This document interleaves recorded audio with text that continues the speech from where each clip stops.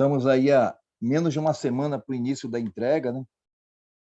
Então, é importante que nesses dias você faça uma revisão, consiga assistir às aulas novamente, daquilo que ficou em dúvida. Na segunda-feira, nós já teremos o programa disponível para ser utilizado, e na terça-feira a nossa aula vai ser totalmente prática dentro do sistema. Como eu falei para vocês, nós vamos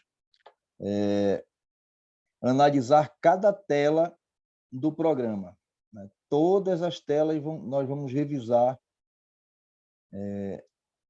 uma a uma, para nós sabermos efetivamente o que colocar e onde colocar, né? Que é a história do eu saber como, onde e por que colocar as coisas. Então, para finalizar a parte das deduções, que nós já vimos na semana anterior, é a parte das despesas médicas, despesas com educação, pensão alimentícia, dedutível para quem paga e tributável para quem recebe. Então, hoje nós vamos finalizar essa parte das deduções, iniciando com o livro caixa. Lembrando que o livro caixa, que nós já vimos numa aula falando sobre o Carnê-Leão, né? Nossa segunda aula falando do Carnê-Leão, que está disponível na plataforma. E nós já vimos que o livro caixa ele é utilizado para profissionais liberais, né? Para autônomos de profissão regulamentada, representante comercial, né? Onde vai ser lançado todas as despesas que são inerentes à sua atividade. Então, todos os recebimentos e pagamentos efetuados pelo autônomo ou profissional liberal. Vale ressaltar que autônomos, profissionais liberais, que recebem rendimento de pessoa física, eles são obrigados a elaborar e, caso chegue na base de cálculo tributável, pagar o Carnê-Leão. E, independente do valor da base de cálculo, eles são obrigados a recolher o INSS da forma autônoma. Então, no livro caixa, são lançadas despesas, quantias dispendidas na aquisição de bens próprios para o consumo, tais como material de escritório, conservação, limpeza, produtos de qualquer natureza usados e consumidos nos tratamentos, reparos, conservação e integralmente dedutíveis no livro caixa, quando realizados no ano calendário. Então, um médico, tudo que ele utilizar para efetivamente exercer sua profissão de médico como autônomo, ele pode lançar no livro caixa. O contador, tudo que ele utilizar para manutenção da sua atividade, para exercer sua atividade, ele pode lançar no livro caixa. E assim sucessivamente. O advogado, o engenheiro, né? Todos os profissionais que trabalham de forma autônoma. Tá? Mas é importante que ele tenha documentos hábeis. Temos que lembrar que a Receita Federal só aceita documentação hábil. Então, eu tenho que ter recibos completos, com endereço, CPF, nome da pessoa, notas fiscais. Então, tudo aquilo que for aceito pelo fisco, eu tenho que documentar para poder elaborar o livro caixa. Então, para fins de apuração do imposto de renda, o contribuinte que perceber rendimentos do trabalho não assalariado, inclusive os titulares de serviços notariais e de registro, né? Pessoal do cartório, a que se refere ao artigo 236 da Constituição, né? E os leiloeiros poderão deduzir receitas decorrentes da sua respectiva atividade. Aí, o que é que nós podemos deduzir? A remuneração paga a terceiros, desde que tenha vínculo empregatício e o recolhimento dos encargos trabalhistas e previdenciários dessa pessoa. Então, não adianta, eu tenho um office boy, que ele faz a entrega da minha documentação, só que ele não está contratado, não assinei a carteira desse cidadão, então eu não posso deduzir. Tá? Ele não é permitido lançar no livro caixa, porque tem que ter vínculo empregatício. Os emolumentos pagos a terceiros, assim considerados os valores referentes à retribuição pela execução pelos serventuários públicos de atos cartorários, judiciais e extrajudiciais. Então, se você trabalha com alguma atividade e você tem que pagar emolumentos, desde que tenha sido a cargo do profissional, aí ele pode deduzir isso no seu livro caixa. Tá? Um exemplo que eu utilizo muito, né? Na hora que você vai constituir uma empresa para alguém. Então, tem duas formas de você cobrar. Geralmente, ele pergunta assim, quanto é que tu cobras para legalizar uma empresa? Depende da forma. Tá? Porque tem pessoas que cobram X valor pelo serviço e a pessoa que está constituindo a empresa é responsável pelas taxas. Tá? Isso é uma forma. Nesse caso, a pessoa que está prestando serviço não poderá deduzir os emolumentos dessa atividade, porque não foi a cargo dela.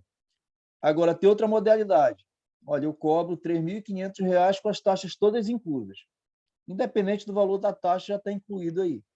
Aí eu posso lançar os 3.500 como receita, menos as taxas de emolumentos que eu vou pagando, dentro daquele valor que foi considerado.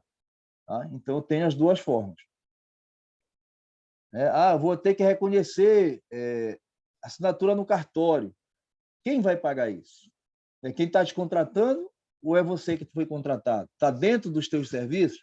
Aí você pode lançar isso no livro caixa. Tá? Xerox, eu imprimi umas cópias para poder dar entrada em algum lugar, dar entrada na justiça. Isso é custo também desses emolumentos cartorários. As despesas de custeio pagas necessárias à percepção da receita e à manutenção da fonte pagadora. Então, tudo que eu gastar para manter a fonte pagadora.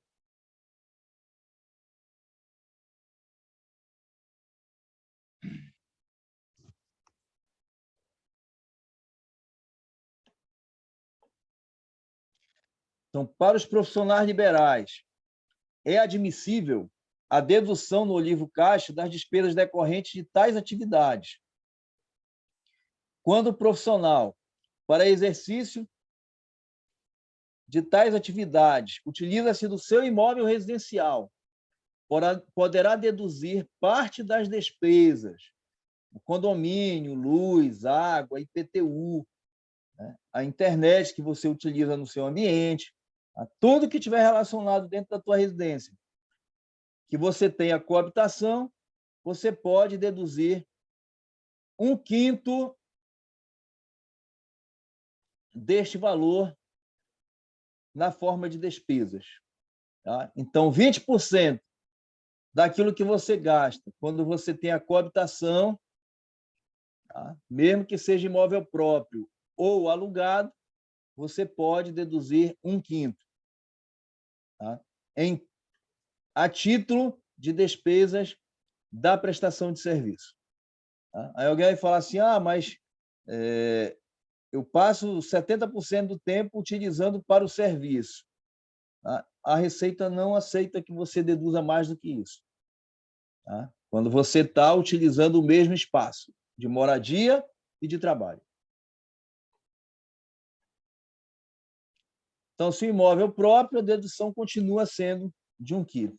Tá? A diferença é que, quando está alugado, você deduz 1/5 do aluguel. Quando é próprio, você não vai deduzir. Você vai poder deduzir todas as taxas que são relacionadas ao imóvel. Tá? Lá o IPTU, né? Se tiver alguma taxa outra em cima do imóvel, você deduz 20% também. Livros, publicações técnicas e roupas especiais. Nessa questão, é tudo aquilo que for relacionado para a manutenção da fonte pagadora.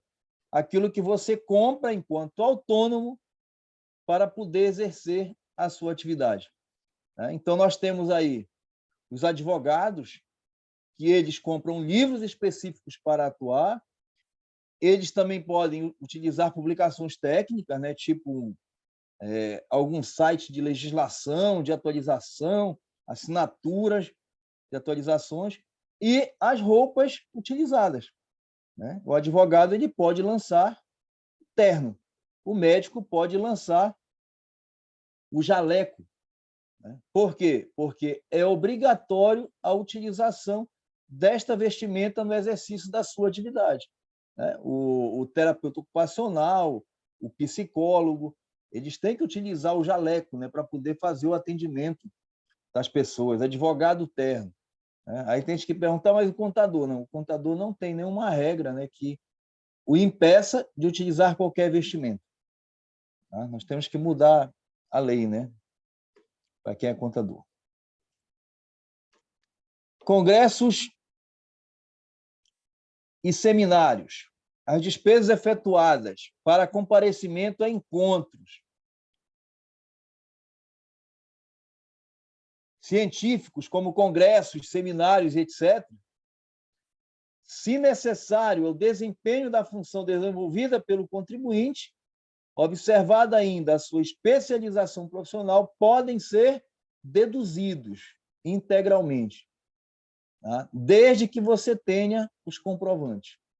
Então eu vou participar do Congresso Brasileiro de Contabilidade que vai ocorrer lá em Balneário Camboriú. Eu posso deduzir? Posso. Tá? Por quê? Porque ele é relacionado com a minha atividade.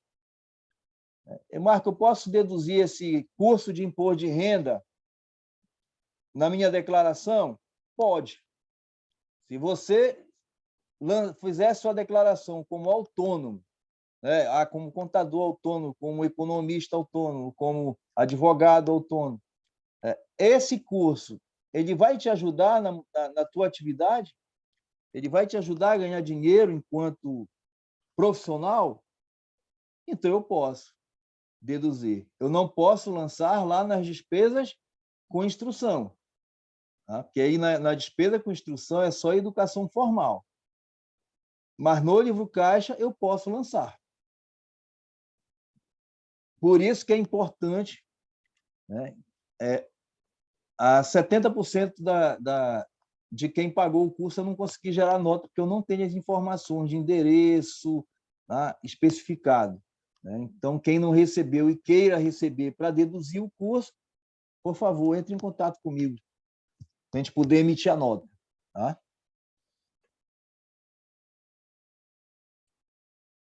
O que eu posso deduzir do seminário? A taxa de inscrição e comparecimento, a aquisição de impressos e livros, caso eu compre dentro do seminário, né? O palestrante falou de algum tema, eu comprei livros lá no seminário, aí eu tenho que pedir a nota, né, disso, comprovar, olha, foi comprado dentro do congresso.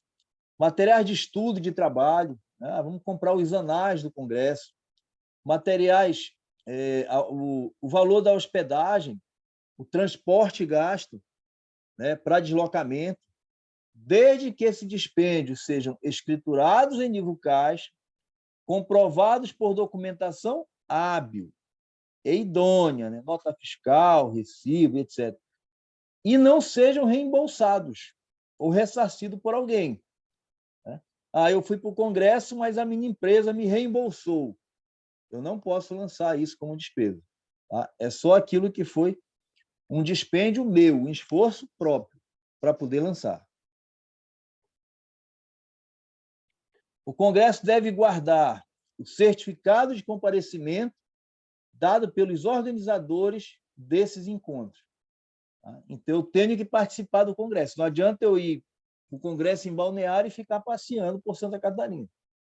Eu tenho que assistir o congresso, eu tenho que receber o meu certificado para poder valer como despesa dedutível.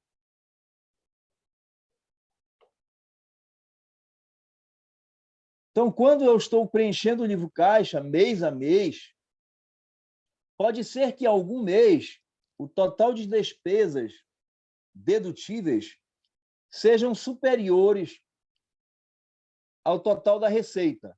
Tá? E essa receita é considerando pessoa física e pessoa jurídica. Tá? Aí eu somo mês a mês toda a minha receita. Se a minha despesa for superior ao valor da receita, eu posso transferir o excesso de despesas apurado em livro caixa para o mês seguinte. Tá? Então, exemplificando, digamos que lá em janeiro eu tenho uma receita de 1.000 e uma despesa de 1.200. Então, eu vou lançar R$ 1.000 de despesas em janeiro e transferir 200 para os meses seguintes. Tá? Em fevereiro eu não tive mais receita que despesa. Eu acumulo esses R$ 200 mais o excesso de fevereiro para março. Em março eu tenho uma receita bem maior. Então, se eu tenho, aí eu posso deduzir em março o excesso de despesa, tanto de janeiro para fevereiro, quanto de fevereiro para março. E isso eu posso fazer automaticamente. Outro valor que eu posso deduzir na declaração, doações. Né? Então, doações ou patrocínios. Aí o somatório da dedução, Estatuto da Criança, incentivo à cultura, incentivo à atividade audiovisual, incentivo ao desporto, está limitado a 6% do imposto apurado. Não é da receita, é do imposto. Até 6% do imposto devido. Então, estas doações, elas obrigatoriamente devem ter sido feitas de 1º de janeiro a 31 de dezembro de 2021. Tá? Nós tivemos aí, no ano passado, o impedimento da doação ao programa dos deficientes, né, de auxílio aos deficientes físicos e a questão da oncologia. Tá? Terminou a validade da lei, o governo não renovou e não é mais permitido deduzir. Tá? Eu posso continuar doando? Posso. Só que eu não posso mais deduzir do imposto de renda.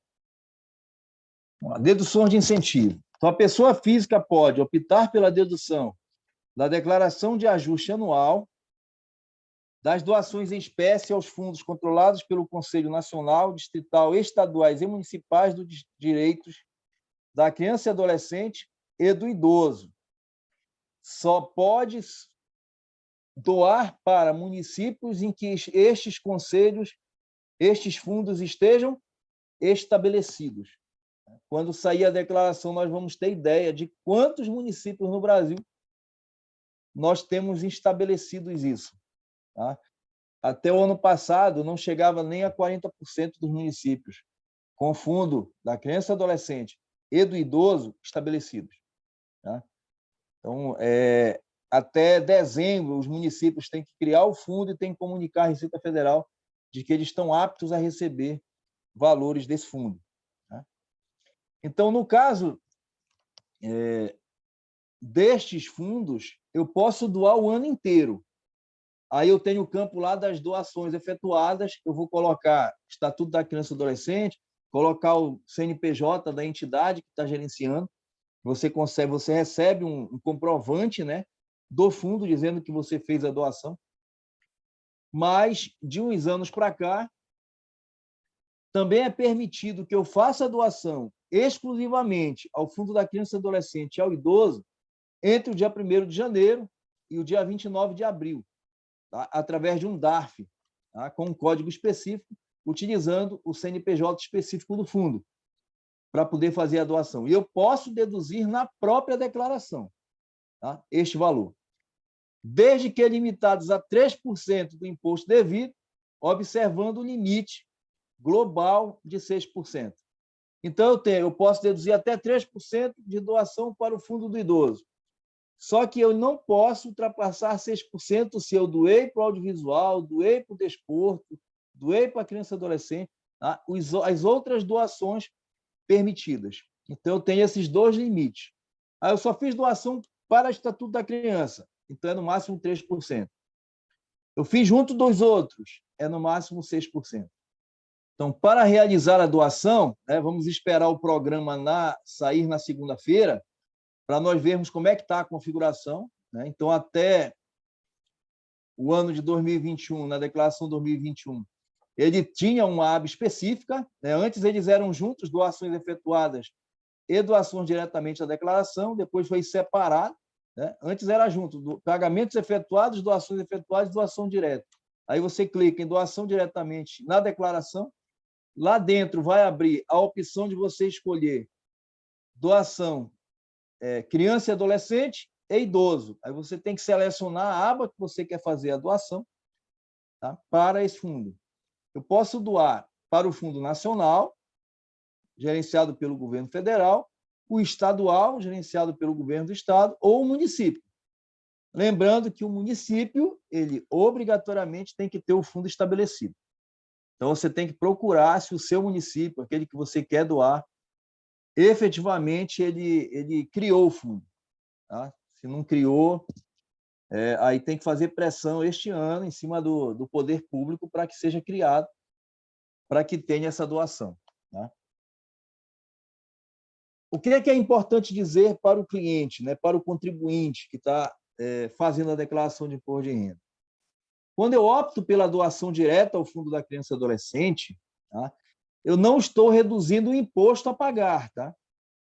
Eu estou fazendo uma destinação diferente do imposto que eu pagaria para o governo federal. Tá?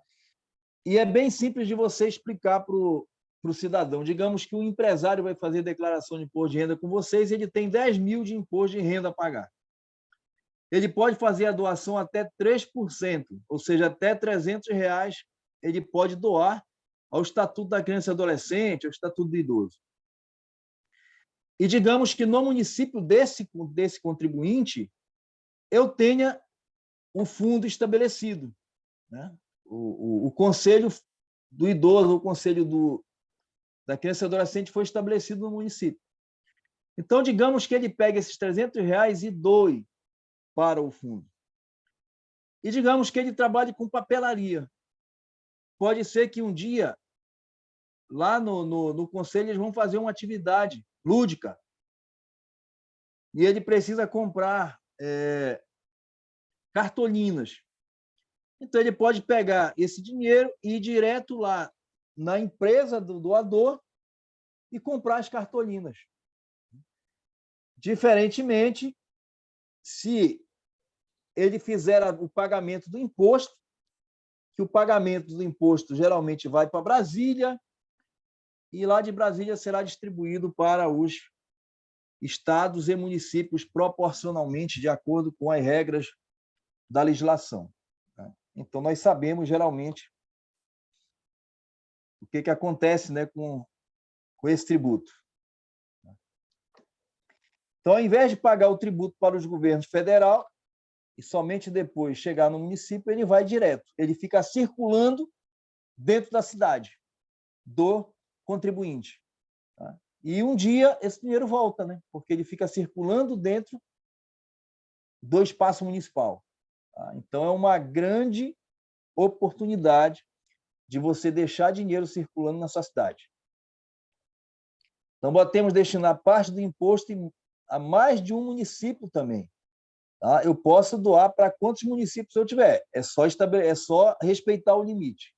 Mas quanto ao limite, não se preocupem. O sistema já calcula, e, inclusive, quando você entra lá na aba da doação direta, ele já fala, você pode doar X valor, tá? Para o município. Aí você faz a separação.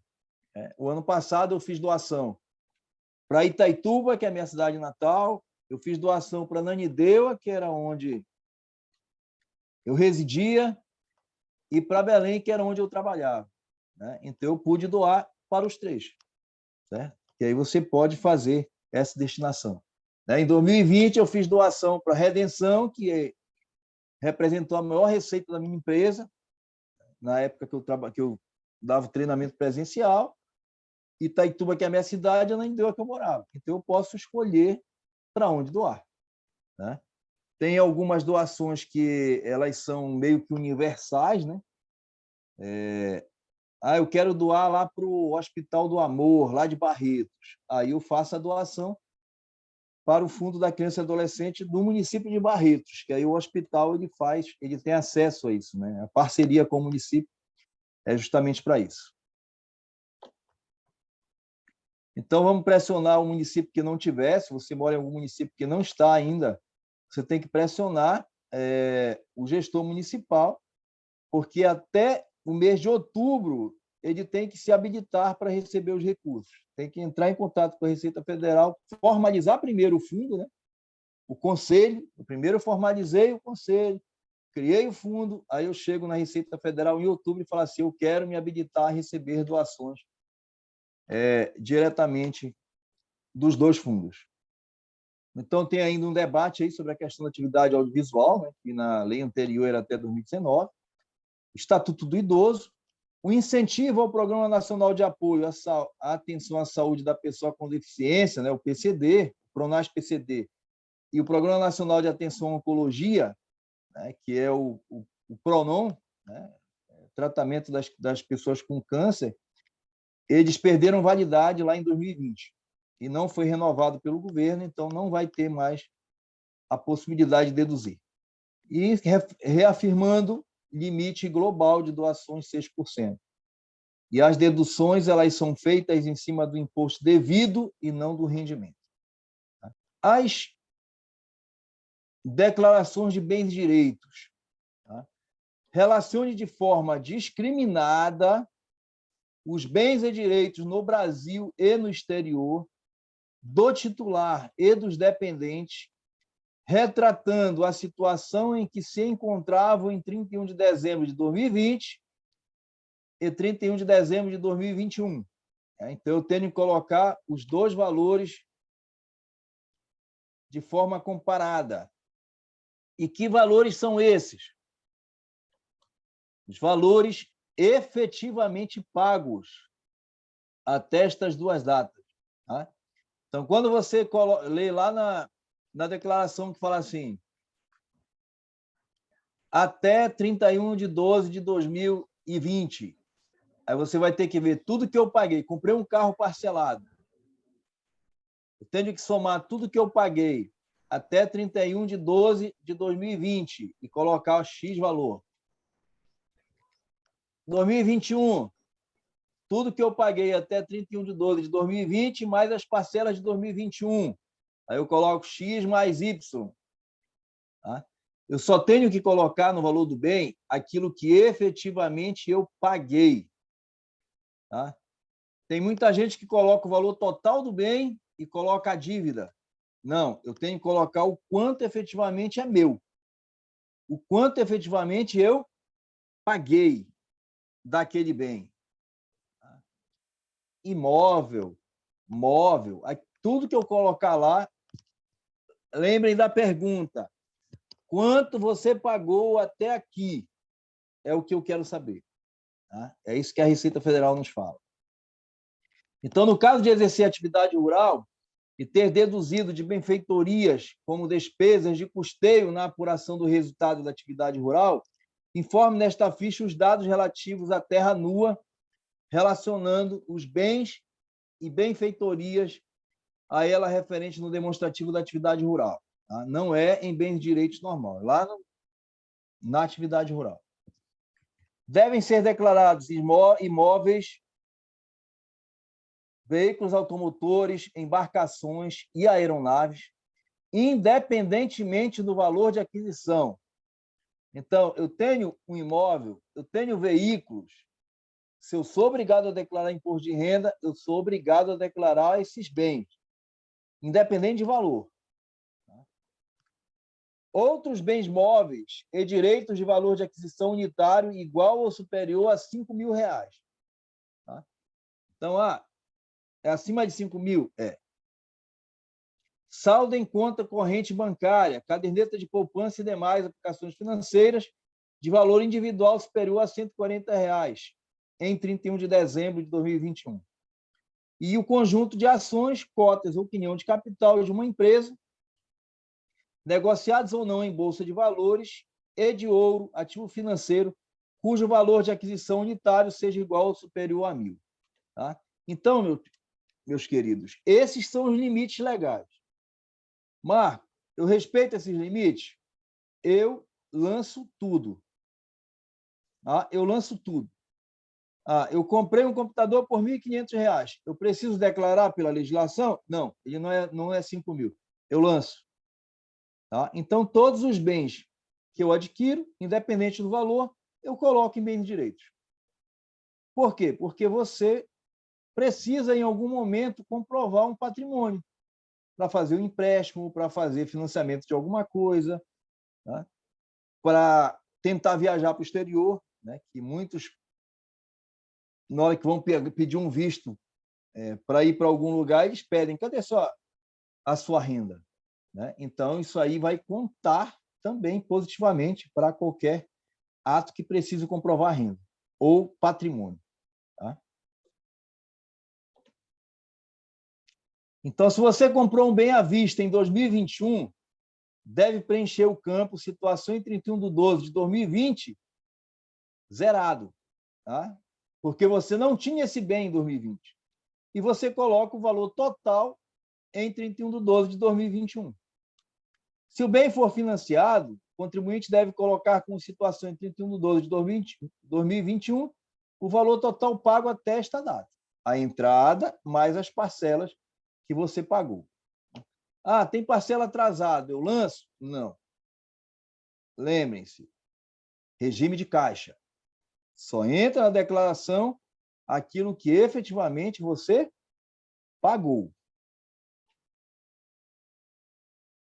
E vai alimentando ano a ano até você quitar o bem. Tá?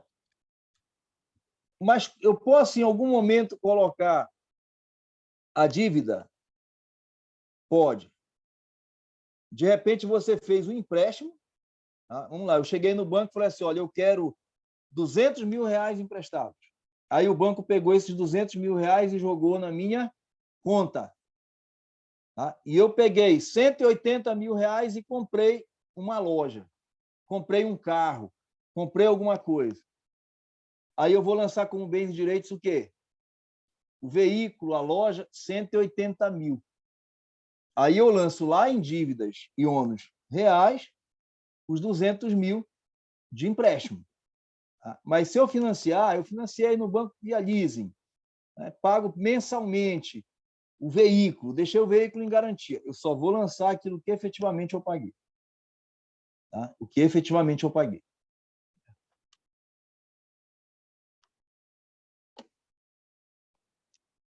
Reformas, né? Uma polêmica muito grande que nós temos aí na questão dos imóveis, né? Que é quanto às reformas que você faz. Então, quem faz reformas e benfeitorias em um imóvel, ele pode declarar que foi gasto desse serviço. Esse valor deve ser lançado também na ficha bens direitos, lá na linha 17, né, benfeitorias. Tá?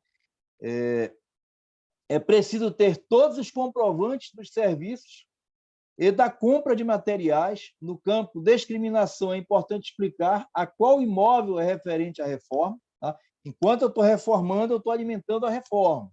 Tá? Dizendo referente a qual bem? Qual é o item da minha declaração que é referente a esta reforma? Tá? Informar esses gastos pode trazer benefícios futuros ao contribuinte, pois, quando o imóvel for vendido, o valor das benfeitorias poderão ser somados ao valor de aquisição declarado, reduzindo a base de cálculo do imposto de renda. Porque quando eu vendo o bem, eu tenho que apurar o ganho de capital deste bem. Então, se eu comprei uma casa por R$ 200 mil, gastei mais 150 mil numa reforma, tá? E tenho todos os comprovantes comprei todos os bens com nota fiscal, todos os itens com nota fiscal, paguei pedreiros, de repente contratei um MEI, ou então eu emiti recibos desse pedreiro, mas aí eu tenho que reter o INSS, e dependendo do valor, o imposto de renda dele também, tá? Para poder justificar que eu contratei essa pessoa, que é um autônomo, tá? É um autônomo como outro qualquer. Tá? Então, no final das contas, eu posso somar o valor do bem para poder abater o ganho de capital. Tá? Então, comprei por 200 mil a casa, gastei mais de 150, vendi por 500 mil. Então, eu vou ter 500 mil menos 350 mil. Então, meu ganho de capital será 150 mil e não 300. Então, um exemplo numérico que nós temos aqui, né? Informar os gastos pode trazer o benefício, né? Sempre traz. Outra observação, quando você faz a compra de um bem por um valor X, mas você resolve escriturar por um valor menor para fugir do pagamento de um ITBI, saiba que lá na frente você vai ter problema, tá? Porque o teu ganho de capital vai ser bem maior, porque ele está escriturado por um valor menor do que o real. E você tem que lançar no imposto de renda o valor efetivamente que você pagou. Mas se você escriturou por um valor diferente, você vai ter que lançar o que está escriturado. Tá? Então, muito cuidado nessa transação. Tá? Então, um exemplo aí, adquirido um imóvel de 100 mil, foram feitas reformas no valor de 30 mil, e o imóvel foi vendido posteriormente por 200 mil. O ganho de capital apurado será de 70 mil, seria 200 menos 130, e não 100 mil, já que o ganho de capital é tributável e essa redução é vantajosa para o contribuinte. Tá? Então, muito cuidado com essa operação de imóveis. Tá? E lembrando, tá? Reforçando o que eu já falei algumas vezes, existe uma norma do Ministério da Justiça, tá? Que obriga que todos os cartórios declarem ao governo federal toda a movimentação imobiliária do país.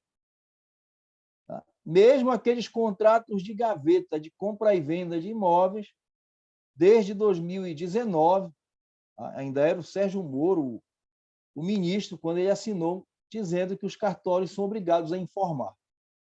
Tá? Porque no Brasil nós temos uma movimentação de imobiliária muito grande, sem passar pelos registros normais e obrigatórios de cartórios. Tá? Inclusive, nós temos um projeto que na declaração do ano passado já era obrigatório, e esse ano não se falou nisso na live da Receita Federal. Eu estou esperando sair o programa para checar se houve ou não alguma mudança, que chama o SINTER, né, que é o Sistema Integrado de Gestão Territorial Brasileiro, onde será obrigatório que todos os imóveis brasileiros tenham registro definitivo. Tem que ter escritura pública para você ser dono do imóvel. E na declaração de imposto de renda já tem campos específicos, que por causa de uma pressão lá em 2017, 2018, ele passou a ser facultativo, mas ele seria obrigatório. Mas como seria uma balbúrdia, ninguém conseguiria fazer a declaração, porque a questão imobiliária no Brasil é muito caótica, né? Do ponto de vista de regularização, é muito caótica, e foi flexibilizado. Então, você entra lá e coloca bens, direitos imóveis. Ele já vai te pedir o registro no cartório, ele vai pedir a matrícula do imóvel, tá? Todas as informações necessárias do imóvel tem que estar lá. Tá?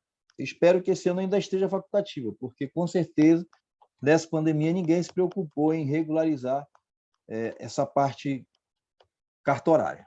Tá? Outra declaração, né? Como declarar bitcoins e outras criptomoedas. Então, quem comprou ou vendeu bitcoins ou outras criptomoedas no ano de 2021 precisa informar a posse e os eventuais ganhos com transações envolvendo moedas virtuais na declaração de imposto de renda 2022. Lembrando do que nós vimos anteriormente, que eu sou obrigado a fazer transações que eu tenha feito acima de R$5.000. Tá? Então, se eu comprei acima de R$5.000, aí eu tenho que fazer a declaração. Só que eu repito, eu prefiro declarar tudo. Isso faz parte do seu patrimônio. Tá? Então, embora ainda não esteja regulamentado definitivamente no Brasil, né, a Receita Federal exige que você faça a declaração da aquisição dos bitcoins ou qualquer outra criptomoeda, altcoins, etc., e que você pague imposto também sobre o ganho de capital que você tenha oferido. Tá? Sempre lembrando que eu tenho uma isenção de ganho de capital de bens de pequeno valor, que essas moedas são consideradas como bens de pequeno valor, cuja venda seja até R$35.000 por mês. Tá? Então, se eu vendi até R$35.000 de bitcoins por mês, eu não vou pagar imposto. Tá? Ele é isento de tributação.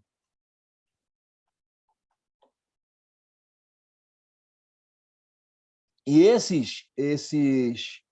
o imposto de renda que é pago em cima desse ganho de capital, ele é sujeito a tributação exclusiva, tá? Então, se ele é tributação exclusiva, eu não posso me compensar desse imposto pago. Tá? Ele é definitivo. Então, caso tenha vendido criptomoedas em 2021 até 35.000, em um único mês está isento de tributação. Não, eu vendi R$50.000 em 2021 em um único mês. Eu tenho que entrar no GCAP, né, o Programa de Ganho de Capital. Tá?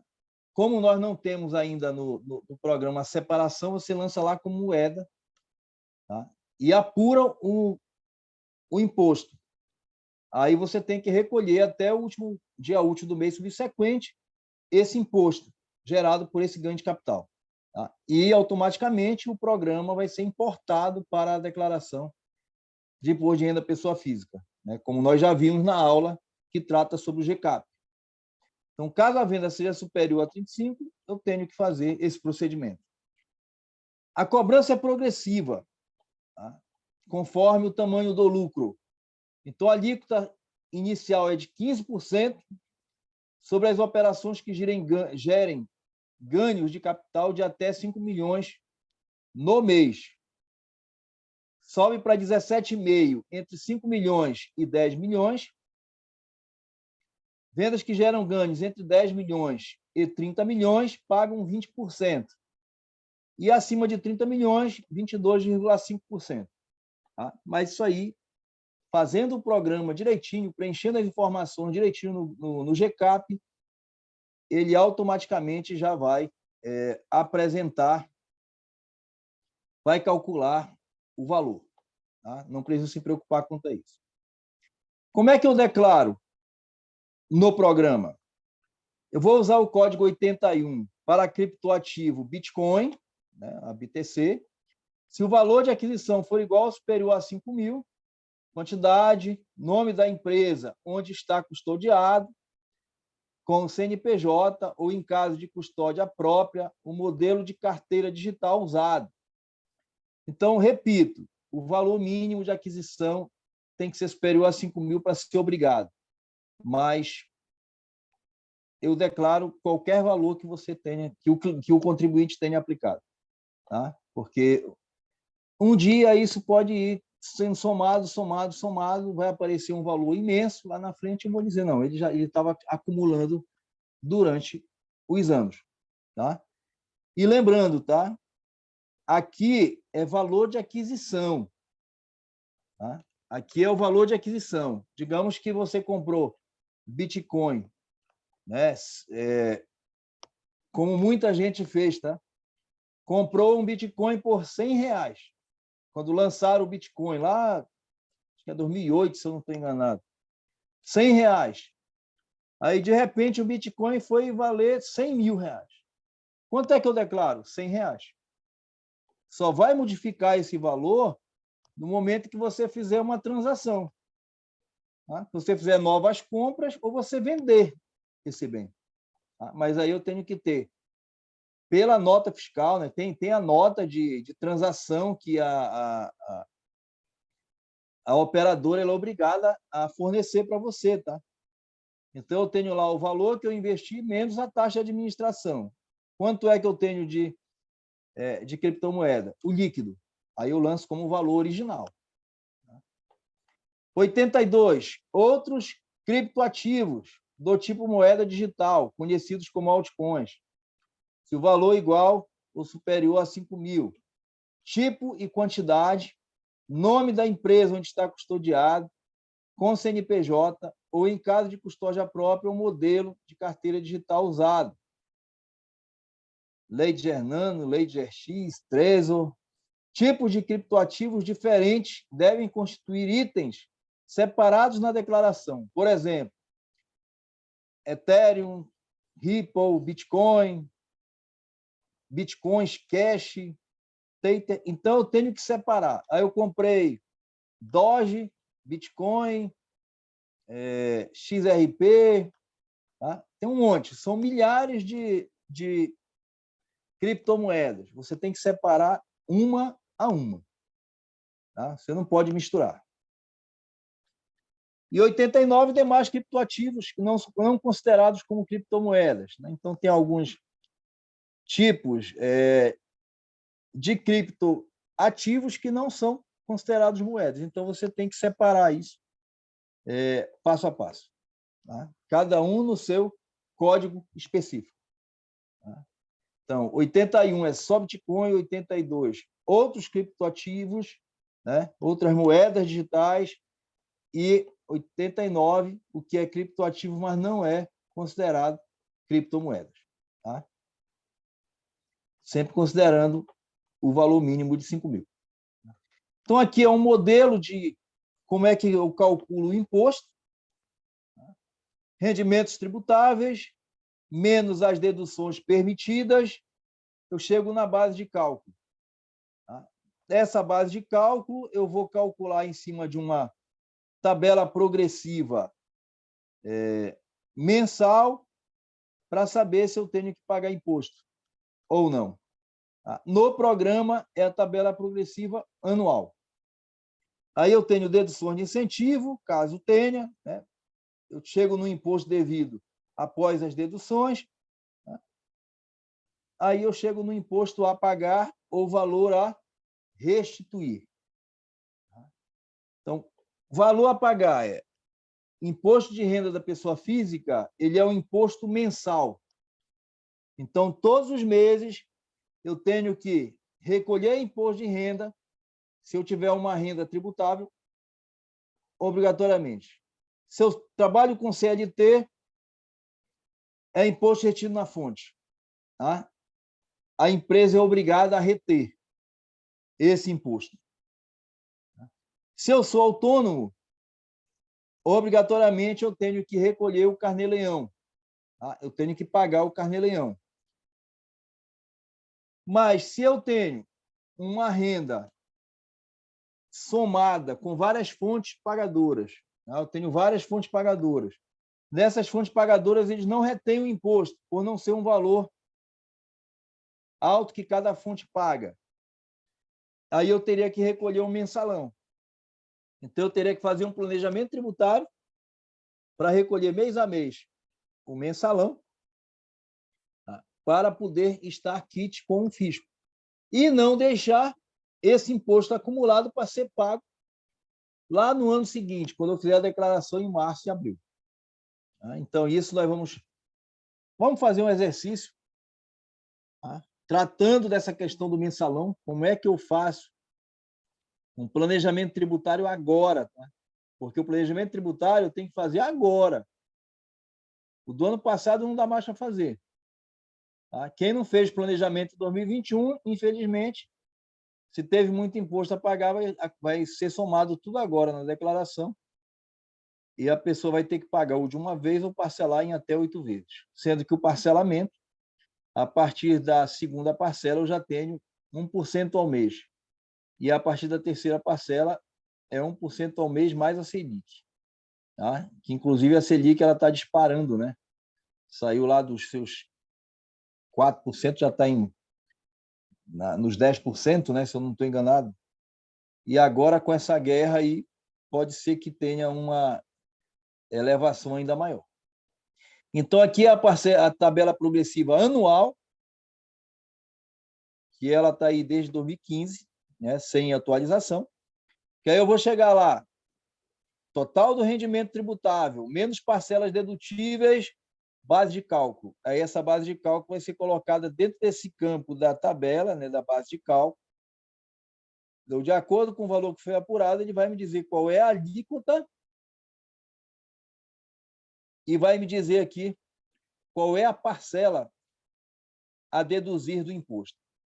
Lembrando que essa parcela a deduzir aqui é para desonerar o cálculo das faixas anteriores.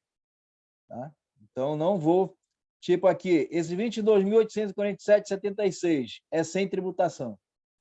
Aí eu venho na segunda faixa, 7,5%.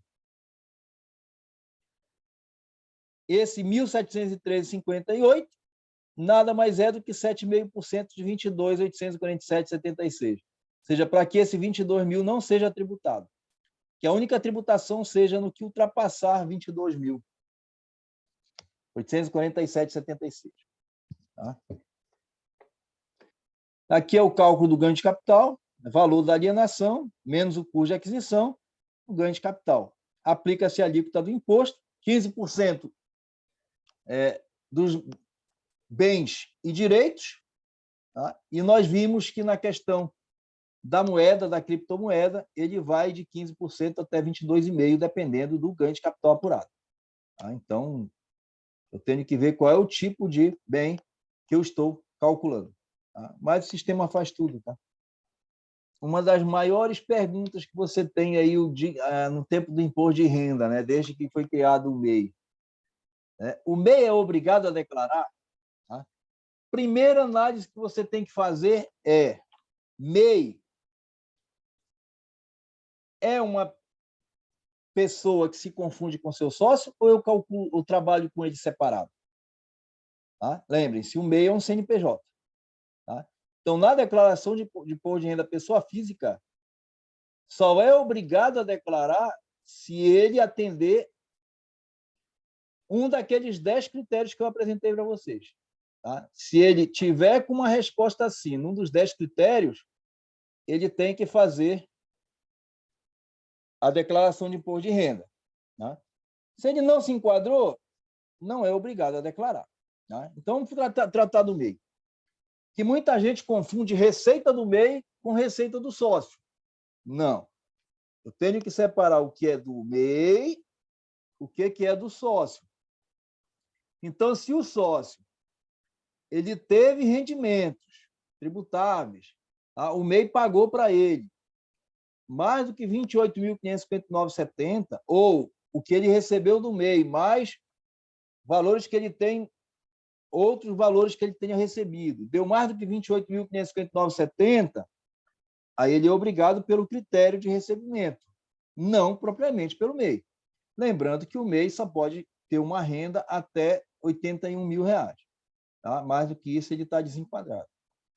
Então, o que eu tenho que fazer na questão? É trabalhar quanto efetivamente o sócio recebeu. O MEI ele faturou R$80 mil no ano de 2021. Quanto foi de despesa para ele auferir 80 mil?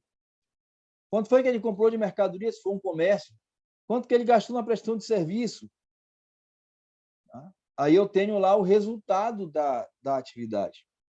Tá? Lembrando que o MEI, obrigatoriamente, todo mês que ele paga o DAS, ele está pagando o INSS, está pagando ISS, está pagando ICMS, dependendo da atividade, está pagando, né, os valores relacionados. Então, eu posso lançar, como prolabore do MEI, tá, um salário mínimo. Tá? Eu posso chegar lá na declaração, rendimento recebido de pessoa jurídica, coloco o CNPJ do MEI, o nome do MEI, e lanço 12 vezes um salário mínimo. Por quê? Eu estou recolhendo INSS sobre o salário mínimo. Tá? O INSS do MEI é 5% do salário mínimo, né? Para chegar naquele valor. Tá? Então, isso aí já é uma remuneração do MEI para o sócio. Tá? Eu sou obrigado por isso? Não.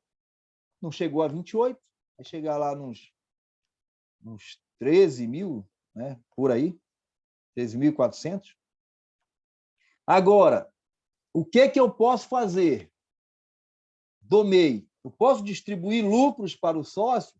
Posso. Só que aí eu vou calcular o lucro como se presumido fosse. Né? Eu vou pegar o total da receita do MEI para ver qual é o limite de distribuição de lucro que eu posso fazer.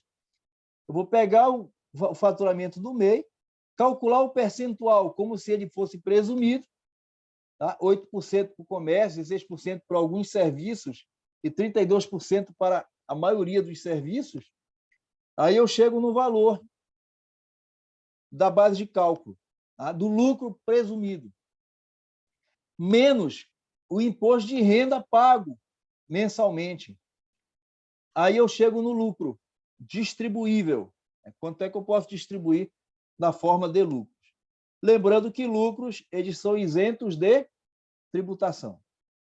Tá? Então, eu distribuo e não pago imposto mais sobre este valor. Que, reforçando também, você orientar os seus clientes. A Receita Federal tem um trabalho de auditoria muito forte nas redes sociais, que ela fica vasculhando pessoas que, na declaração de imposto de renda, dizem que não tem nada, mas nas mídias sociais ficam ostentando riquezas. Tá? Então, muito cuidado, porque já tem muitos casos em que as pessoas declaram que não tem renda nenhuma, não tem patrimônio nenhum, e nas redes sociais ficam postando carros importados, apartamentos de luxo, lanchas, passeios internacionais, né, com valores gastos com passagens caras, e a Receita Federal vai cruzando informação e chega até a pessoa que está fazendo isso. Então, nós temos já muitos casos de pessoas que foram pegas justamente por aquilo que elas estão postando nas redes sociais. Tá? Então, orientem as pessoas, os familiares, né, que não fiquem ostentando se não for deles. Tá? Se não tiver no nome, se não tiver declarado, tá? Porque aí existe uma operação muito forte. São mais... Há uns anos, eu, conversando com um amigo meu, já tinham 100 pessoas, 100 auditores que passam o dia inteiro vasculhando Instagram, todas as redes sociais, né? Instagram, Facebook, Twitter, só para acompanhar essas pessoas. Aquele meme que volta e meia você compartilha no seu Instagram, no seu Facebook, né? Como o credor vê, como o banco vê, como eu estou no Instagram, e como é que eu estou na declaração do imposto de renda. É mais ou menos aquilo. Ela está ali justamente para cruzar informação. Você diz que não tem nada, mas você aparece o tempo todo gastando. Então, tem que ter cuidado quanto a isso. Foi divulgado agora, né, o cronograma de entrega. Para surpresa de todos, vai ser só a partir do dia 7 de março até 29 de abril. Então, esperávamos que fosse iniciar hoje ou amanhã, né, mas só ficou para o dia 7. Dia 25 de fevereiro foi a publicação da instrução normativa, né, das instruções normativas tratando sobre isso, tratando de cada um dos aspectos, que já consta lá no nosso grupo. Eu vou subir junto desse vídeo as instruções normativas. É bom que você leia todas elas. Tá? Dia 3 de março será a habilitação dos serviços de imposto de renda com a conta GovBR. Então, comece a orientar o seu cliente a ele baixar o aplicativo do GovBR para poder criar uma conta com perfil prata ou ouro. Tá? Se for bronze, você não vai conseguir fazer as operações de facilitação que foram disponibilizadas para o contribuinte, tá? Que é baixar a declaração pré-preenchida, fazer declaração online. Só vai ser permitido se for prata ou ouro. Tá? Então, você tem que dar uma conversada com ele, né? Como é que eu consigo transformar minha conta em prata ou ouro? Né? A prata você pode, através da confirmação de um banco. Né? Então, você entra lá na gov.br e digamos que você tenha uma conta no Banco do Brasil. Aí você pode validar pelo token no Banco do Brasil. Tá? Se você colocou digital, a conta digital, você consegue validar pela conta do Banco do Brasil, pode validar pela sua carteira de habilitação. Tá? E como é que eu posso ser A? Aí o A ele já exige mais um certificado digital, né? Para você entrar com o certificado digital e você tem perfil A. Porque aí, efetivamente, não tem como você, dizer que não é você. Tá? Então, são escalas que foram feitas para ter a confiabilidade de que aquela informação é feita efetivamente por você. Tá? E dia 15 de março, a disponibilização da declaração pré-preenchida.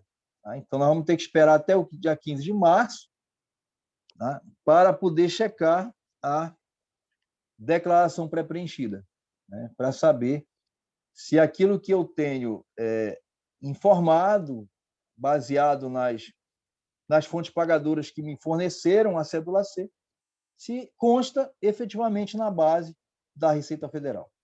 Tá? Em alguns casos, você consegue entrar lá no ECAC e visualizar fontes pagadoras.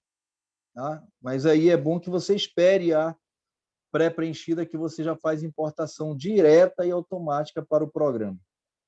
Lembrando que na declaração pré-preenchida vai vir a DIMOB, vai vir a DIMED, vai vir a DIF, tá? Que são as informações que você tem de movimentação. Eu lembro que no ano passado, na declaração pré-preenchida, já trouxe toda a movimentação dos bancos. Né? Então, veio o saldo do Nubank, movimentação e apuração de resultado do Nubank, do Banco Inter, Banco do Brasil, já veio disponibilizado na minha declaração pré-preenchida. Tá? Infelizmente, é até dia 15. É só dia 15 que eles vão disponibilizar. Tá? E dia 29 de abril, último dia útil para envio da declaração. Até às 23 horas, 59 minutos e 59 segundos.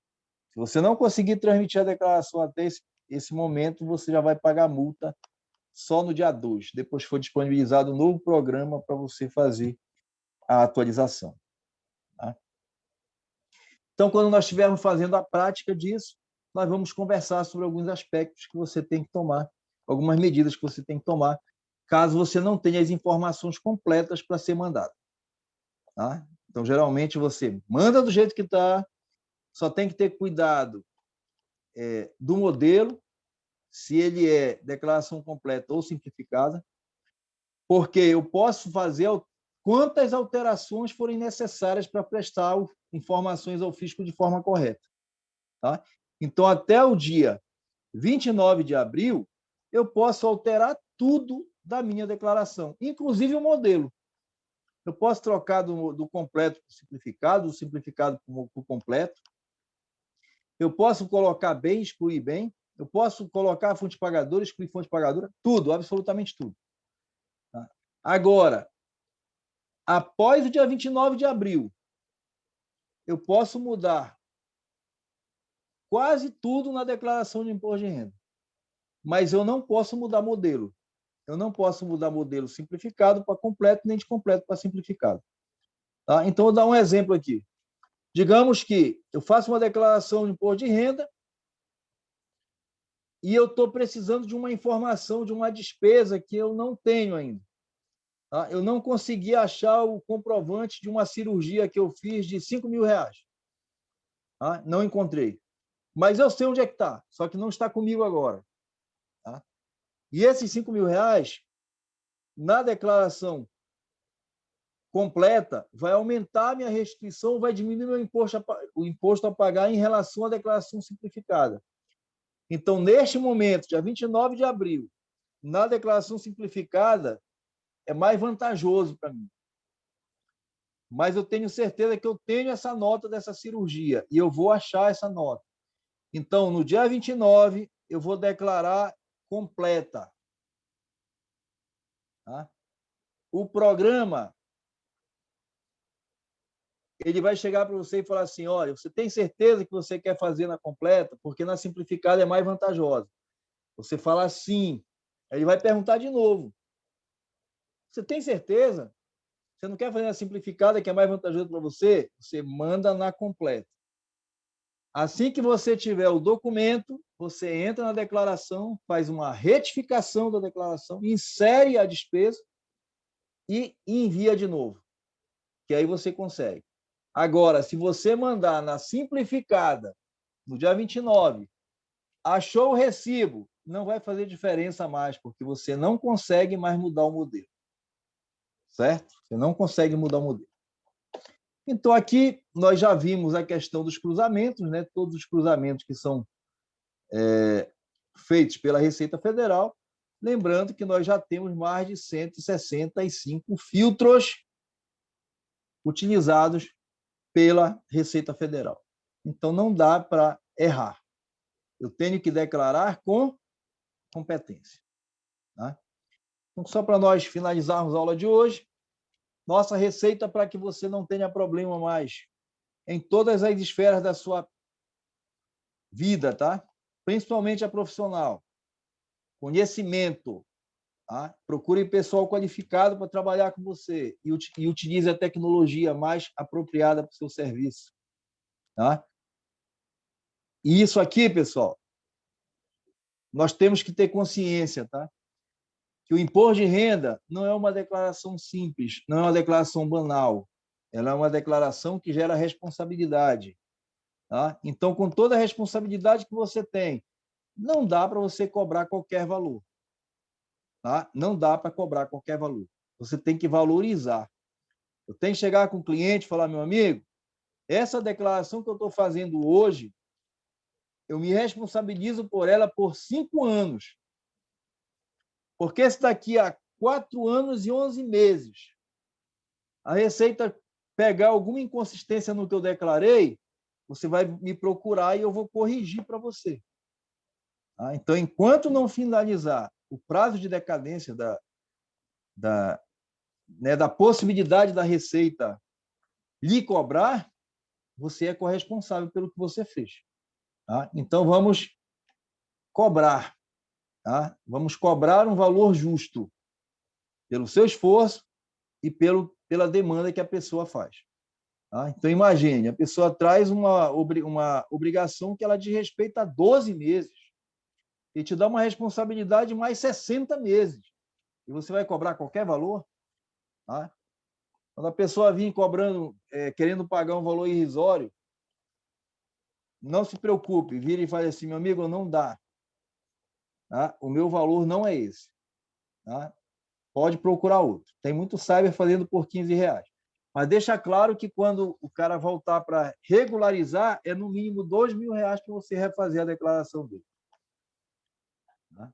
Porque para você fazer uma regularização, tá, dentro da Receita Federal, né, eu vou marcar uma aula com o professor Rodrigo para a gente fazer uma masterclass dentro do e-processo, do e-regularize, para vocês verem como que não é fácil você ficar documentando uma devida. Então, não dá para cobrar qualquer coisa. Tá? E cada vez mais, pessoal, seja perito naquilo que você faz. Imposto de renda, ele se torna fácil à medida que você estuda ele. Tá? À medida que você estuda e pratica, ele é fácil. À medida que você não estuda, ele se torna difícil. Tá? Então, essa nossa jornada de hoje, do imposto de renda 2022, ela só vai fazer sentido para você se você praticar.